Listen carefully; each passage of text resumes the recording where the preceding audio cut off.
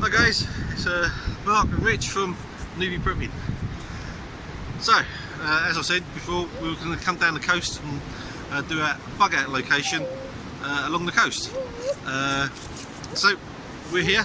It's a fairly dry day, a little bit windy. Yeah, and you can hear the waves in the background.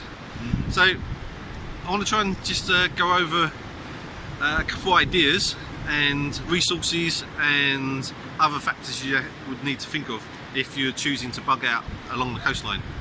Now obviously this wouldn't work if you're expecting a big flood, because obviously the coastline will be the first thing to be flooded. So if that's what you're expecting, you head up into the mountains. But if you just think of there's going to be political unrest or pandemic and you want to get away from people, this sort of location would be good, not ideal, but good.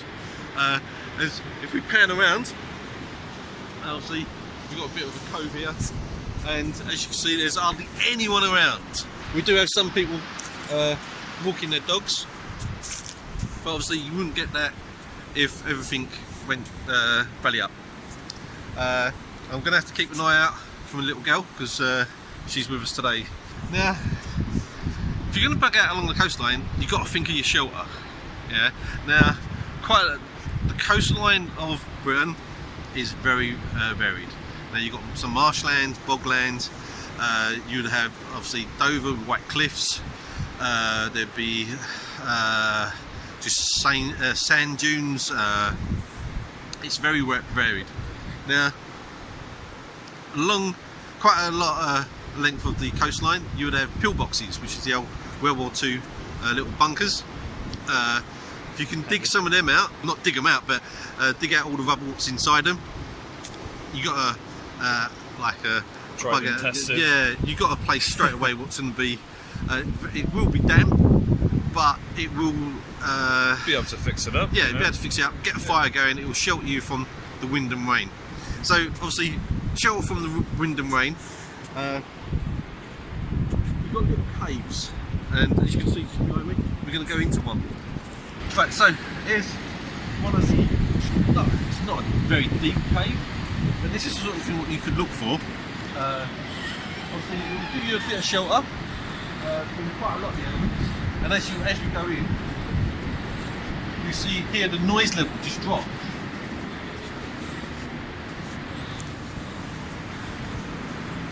So if you started clearing this out a little bit, bring all this flint and stone out,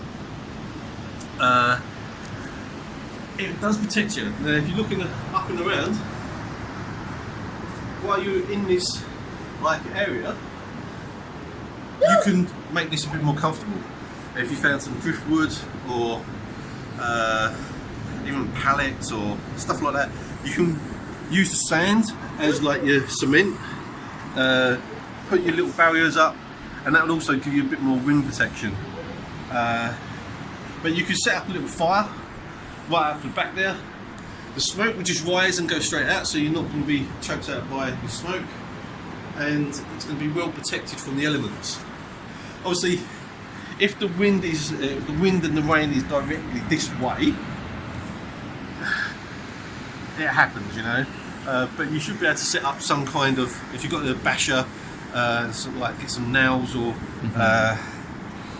they're like the rock climbing, they've got these grips, can't remember the name, sorry. You can be able to grip them in, and it will give you a little hook for a carabiner to be hooked onto. It will give you points to tie off stuff. Or you could get some wood, fix the wood in there, and use your back end of the axe to just put a little tack or a nail. Once the wood's in there to really tight, again it'd be another way of securing a place to tie off any cordage. Resources. Now, it's possible that you will get driftwood, but not a lot of driftwood, unfortunately. So you'd have to think of where you're going to go. This would be a fairly secluded area, so you will have to bring everything to here. So you're going to have to bear that in mind. And obviously on sand it's hard to, it makes walking harder when you're walking on sand, and also it'd be really awkward to ride a bike or stuff like that. You got to think of the resources. So stuff for your fire, you might have to travel and bring back. Water. Now there's a whole ocean out there.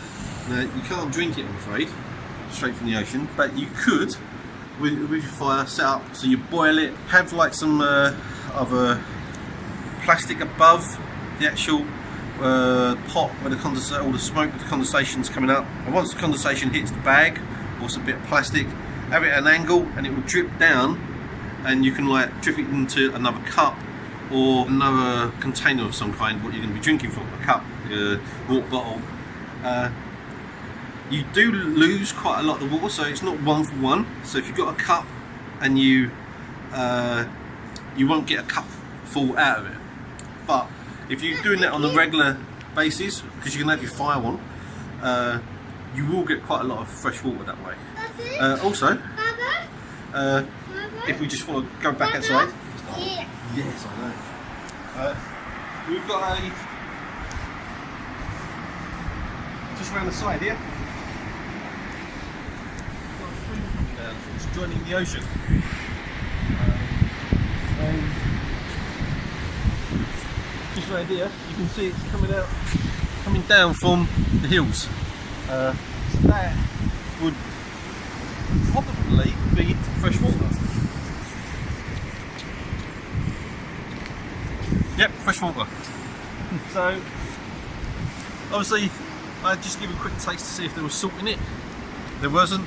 I don't know what's in that stream further up, so I don't know how clean the water is, but looking at it, there's no discolouring. It is quite fast flowing, but then that could just be from the fact where it did come down from.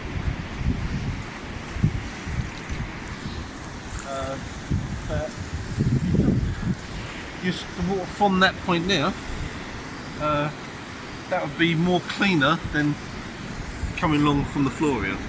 So you've got fresh water, and you'll find these or streams going into the coast, into the ocean, everywhere along the coastline, because all rivers, they start from up in the hills in the mountains, and they all head down to the river, to the ocean. So when they start, they're all fresh, and obviously once they hit the ocean, they become salty. If they're along a big river, there's always a point where it's fresh and it will turn salty. So if you're going along the river, you need to bear in mind where that point will be. But yeah, so as you can see, this one, it's a deeper cave, a bit deeper. Again, right next door to the other one. Much bigger area, and it goes further back.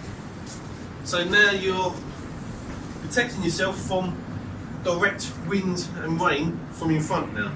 So if you had your fire up here, that will be a lot warmer as well, because it's more enclosed.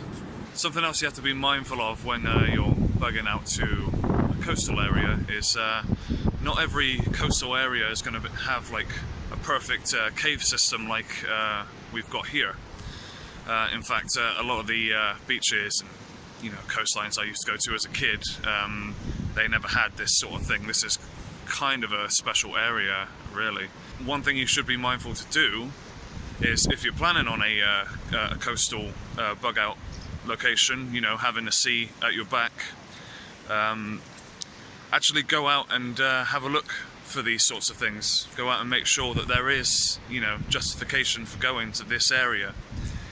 This place, if we really wanted to do a coastal bug out location, would be good, but yeah, sadly not a lot of places have like this sort of perfect cave system. So make sure that you're doing it right, basically. Go out and have a look, get the experience, and find a location.